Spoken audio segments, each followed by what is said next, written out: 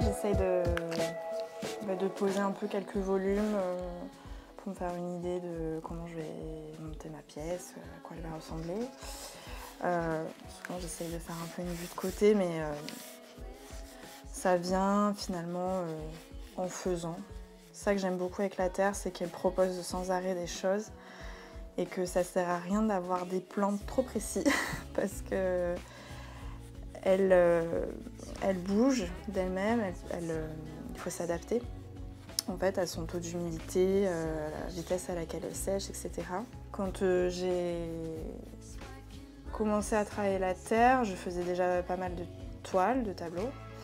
Et vraiment, j'avais à la fois besoin de toucher cette matière et en même temps de voir aussi le mouvement, mais en 3 dimensions. C'était aussi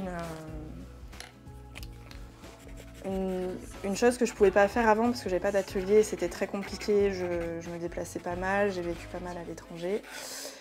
Et travailler voilà, de l'argile, du modelage, il faut aussi des conditions appropriées. C'était à la fois cette envie de retrouver du volume, de voir comment mon travail de peinture pouvait se comporter en volume, et en même temps de renouer avec un autre amour de jeunesse après celui du dessin.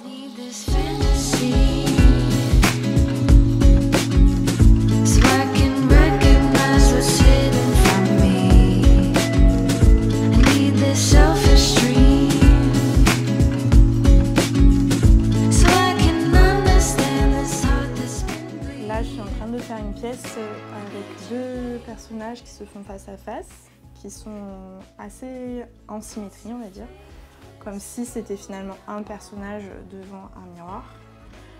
Et j'aborde un petit peu la question du regard que l'on porte sur soi à travers notre relation avec les autres.